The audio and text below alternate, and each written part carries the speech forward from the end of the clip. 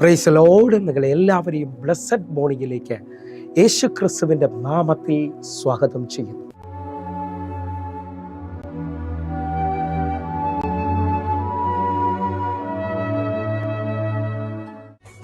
എന്റെ പുരയ്ക്കകത്തു വരാൻ ഞാൻ പോരാത്തവളാണേ, എന്റെ കൂടെ നിരപ്പാനോ ഞാൻ പോരാത്തവളാണേ.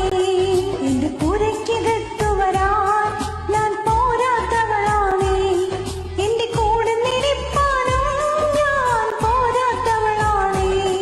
ഒരു വാക്കുമതി എനിക്കത് മതി, ഒരു വാക്കുമതി എനിക്കത് മതി, ഒരു വാക്കുമതി എനിക്കത് മതി, ഒരു വാക്കുമതി എനിക്കത് മതി. എന്റെ പുരയ്ക്കകത്തു വരാൻ ഞാൻ പോരാത്തവളാണേ, എന്റെ കൂടെ നിരപ്പാനോ ഞാൻ പോരാത്തവളാണേ. എന്റെ പുരയ്ക്കകത്തു വരാൻ ഞാൻ പോരാത്തവളാണേ, എന്റെ കൂടെ നിരപ്പാനോ ഞാൻ പോരാത്തവളാണേ.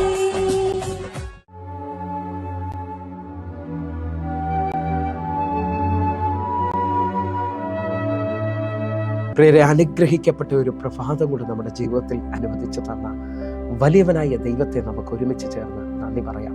എത്ര പേർ പറയും, ഞാൻ നിന്നതല്ല, എൻ്റെ ദൈവം നിവർത്തിയതാണ്.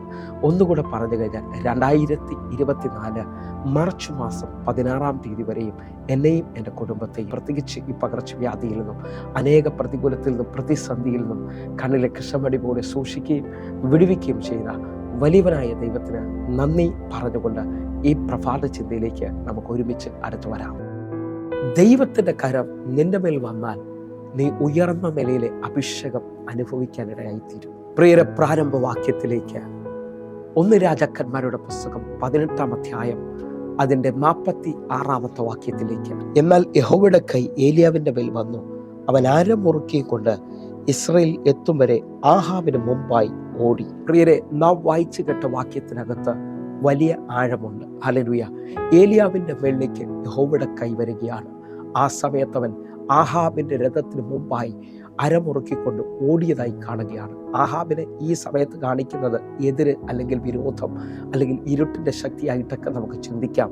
എന്നാൽ എന്നെ ശ്രദ്ധിക്കുന്നവരെ, നിങ്ങളുടെ ജീവിതത്തിനകത്ത് യഹോവയുടെ കൈ അല്ലെങ്കിൽ ദൈവത്തിൻ്റെ കൈ വന്നാൽ നിങ്ങളുടെ വിരോധങ്ങളുടെ മുമ്പിൽ, നിങ്ങളുടെ എതിരുകളുടെ മുമ്പിൽ, നിങ്ങളെ മുമ്പോട്ട് വിടത്തില്ലെന്ന് പറയുന്ന ഇരുട്ടിൻ്റെ ശക്തികളുടെ മുമ്പിലേക്ക് നിങ്ങൾ കാൽ വയ്ക്കാൻ പോവുകയാണ്. ഉയർന്ന തലത്തിലുള്ള ഒരു അഭിഷേകം പ്രാപിപ്പാൻ യഹോവയുടെ കൈ നിങ്ങളുടെ മേൽ വരുമാറാകട്ടെ. ഒന്നുകൂടെ പറഞ്ഞു കഴിഞ്ഞാൽ അപ്പോസ്തല പ്രവൃത്തി 1-ാം അധ്യായം 8-ാമത്തെ വാക്യത്തിലേക്ക്. എന്നാൽ പരിശുദ്ധാത്മാവ് നിങ്ങളുടെ മേൽ വരുമ്പോൾ നിങ്ങൾ ശക്തി ലഭിച്ചിട്ട് യെരൂശലേമിലും യഹൂദയിൽ എല്ലായിടത്തും ശമര്യയിലും ഭൂമിയുടെ അറ്റത്തോളം എൻ്റെ സാക്ഷികൾ ആകും എന്ന് പറഞ്ഞു. നിങ്ങൾ വിശ്വസിക്കുന്നവരാണെങ്കിൽ എൻ്റെ കൂടെ ചേർന്നുകൊണ്ട് ഈ വാക്യത്തെ ഒരേപോലെ സ്വീകരിക്കണം. ഹല്ലേലൂയ. ഇതാ വഴിയടഞ്ഞ് ഇനി മുമ്പോട്ട് മാർഗമില്ലെന്ന് പറയുന്ന 120 പേരുടെ മേളിലേക്ക് വാഗ്ദത്ത പ്രകാരം പരിശുദ്ധാത്മാവ് അവരുടെ മേളിലേക്ക് വരികയാണ്. അവരുടെ മുകളിലേക്ക് പരിശുദ്ധാത്മാവ് ശക്തിയായി വെളിപ്പെടുമ്പോൾ അവരുടെ മേലുള്ള വാഗ്ദത്തം നിങ്ങൾ യെരൂശലേമിലും യഹൂദയിൽ എല്ലായിടത്തും ശമര്യയിലും മാത്രമല്ല ഭൂമിയുടെ അറ്റത്തോളം എൻ്റെ സാക്ഷികളായി തീരും. നിങ്ങൾ വിശ്വസിക്കാമെങ്കിൽ പരിശുദ്ധാത്മാവിൻ്റെ ശക്തി യഹോവയുടെ കൈ നിങ്ങളുടെ മേലിലേക്ക് വന്നു കഴിഞ്ഞാൽ നിങ്ങളുടെ അതിരുകൾ വിശാലമാകാൻ പോവുകയാണ്. നിങ്ങൾ ഇന്നലെ ജീവിച്ചതുപോലെ ആയിരിക്കത്തില്ല. ഇന്നലകളുടെ വേദനകളിൽ, ഇന്നലകളുടെ വിഷമങ്ങളിൽ അല്ല നിങ്ങൾ ജീവിക്കാൻ പോകുന്നത്.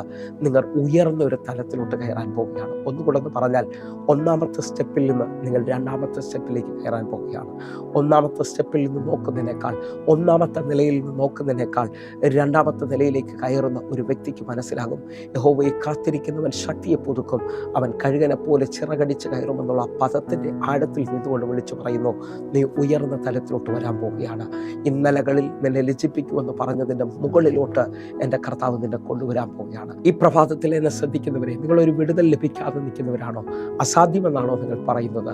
നിങ്ങൾക്ക് ശ്രദ്ധിക്കാമെങ്കിൽ ലൂക്കോസിന്റെ സുവിശേഷം 1-ാം അധ്യായം 34-ാമത്തെ വാക്യത്തിൽ മറിയ ദൂതനോട് ചോദിക്കുകയാണ്, ഞാനൊരു പുരുഷനെ അറിയായികയാൽ ഇതെങ്ങനെ സംഭവിക്കും? 35-ാമത്തെ വാക്യം നിങ്ങളുടെ ജീവിതത്തിൽ അസാധ്യമെന്ന് തോന്നുന്നത് മുഴുവൻ നടപ്പാക്കുന്ന പരിശുദ്ധാത്മാവിൻ്റെ ശക്തി നിങ്ങളുടെ മുകളിലേക്ക് വരാൻ പോകുകയാണ്. അത്യുന്നതൻ്റെ ശക്തി നിങ്ങളുടെ മേളിൽ നിഴലിടാൻ പോകുകയാണ്.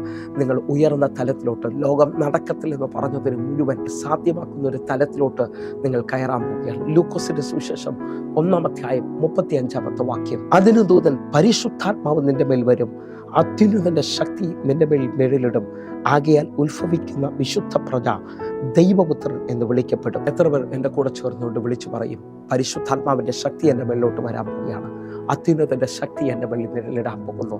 ഈ ജാനുവരി മാസം തന്നെ ലോകം നടക്കത്തില്ലെന്ന് പറഞ്ഞത്, ലോകം അസാധ്യമെന്ന് പറഞ്ഞ ചിലത് എൻ്റെ ദൈവത്താൽ സംഭവിക്കാൻ പോവുകയാണ്. ഒരു ഉയർന്ന തലം വെളിപ്പെട്ട് വരാൻ പോകുന്നു. ഒറ്റ വാക്യം കൂടെ വായിച്ച് നമ്മൾ പ്രാർത്ഥിക്കാൻ പോവുകയാണ്.